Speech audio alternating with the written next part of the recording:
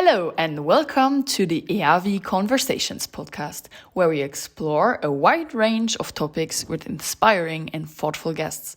Thanks for joining us. Let's dive in. Meet Antonio López, who is a professor of communication and media studies at John Cabot University in Rome.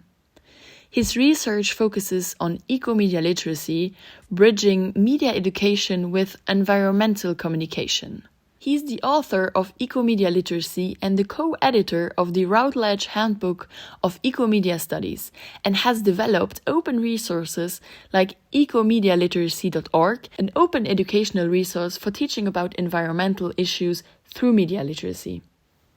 In this episode, we explored the environmental costs of our digital lives and why both policy and personal awareness are essential in tackling the climate crisis. We started off our conversation with talking about what kind of mindset or worldview shift is needed to address the climate crisis more effectively.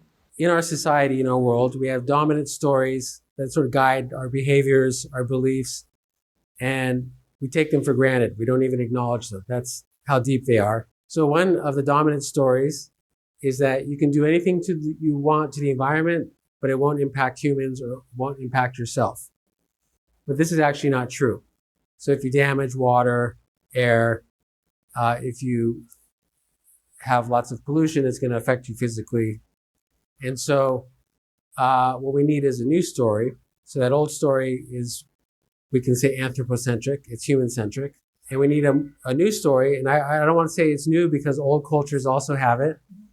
But it's an ecocentric worldview where we understand that we're all a part of nature, that we're not separate from nature, and that we're connected to the world. We're interdependent as opposed to separate. And it's the belief system that we're separate from the world that's driving climate change and all the major problems. So we have to transition back to and remember this old way of being, which a lot of ancient cultures have, whether it's India or China or Native American. These worldviews exist and are part of the human story. But because of the current system based on unlimited economic growth, which actually doesn't exist, and in consumerism, unfortunately, we've lost the ability to understand how deeply impacting we are of the world. And it's going to affect everyone. So we need to renew the sense of we're all interconnected, we're all part of nature. And if you trash the environment, you're actually also trashing yourself. Then we talked about what individuals can do to reduce their environmental impact, especially when it comes to media and technology use. Well, so there's different levels. There's the personal level, which is what behaviors can we change just to have a better impact on the planet. So, not always buying new stuff, fixing things, getting, like, people, for example, are into fashion, buying used clothes instead of buying stuff that just gets thrown out after 6 months. But also eating good local food, supporting local economies, local farmers. So there are individual things we can do. It's important, though, that we don't say that it's the fault of the individual, that these larger systems that have made it difficult for us to behave in ways that make it difficult for people. We're sort of locked into this system where we don't really have choice. So, for example, with the media and our gadgets, all of us need phones, all of us need computers to participate in the system. Unfortunately, these gadgets have a very negative impact on the environment, but also on people that most are not aware of. For example, how our phones are made and how they require rare earth metals that are mined in places like the Congo. And there's, very negative impacts on ecosystems and people, terrible labor conditions. And then where they're manufactured, there's also stark environmental labor conditions. And then at the end of the life cycle of our devices, when we dispose them, that they're not recycled, and those have very devastating impacts. And then the data that we use, that we depend on, the server farms, the AI, all of that cryptocurrency requires massive power and water consumption, and it's not sustainable. So on that level, we have to make changes in the way the system operates. So, one thing you could do is not buy a new iPhone. For example, there's these websites. My daughter bought her phone from this website. It's used, it's repurposed, so you're not making something new. When it comes to phones, the highest environmental impact is in the making of the phone. So if you buy something that's already made, then that's been used, and you're not encouraging the company to produce new stuff that helps reduce environmental impacts. I have a Fairphone, which is a phone.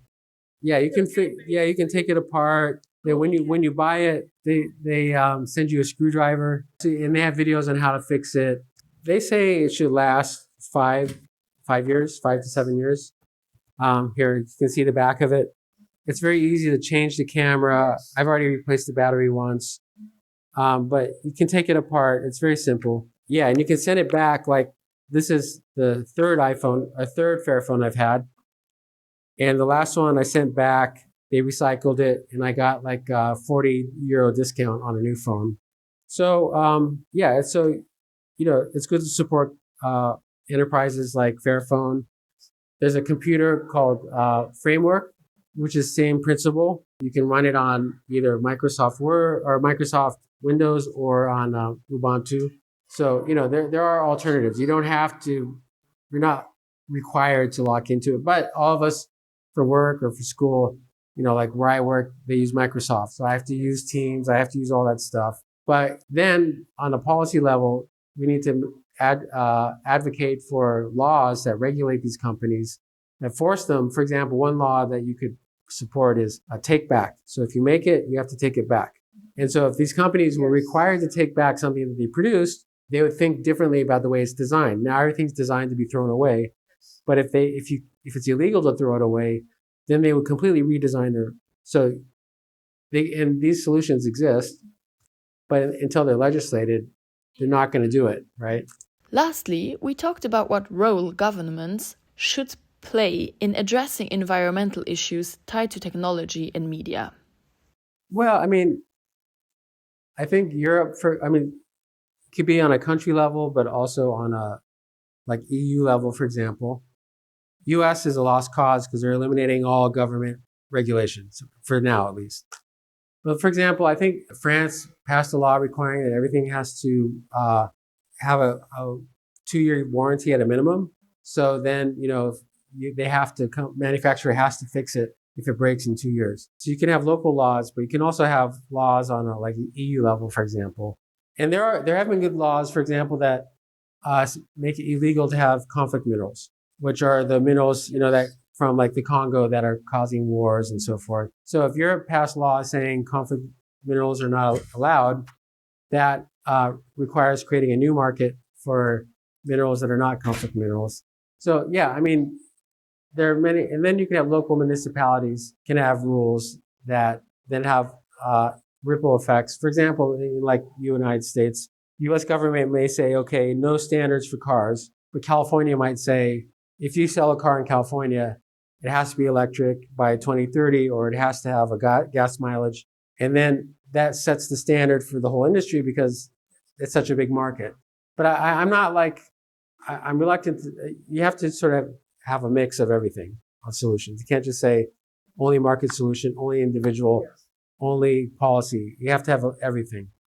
But I'm a big advocate of essentially I think it's impossible to solve climate crisis without government level intervention. I don't think there's any way around that.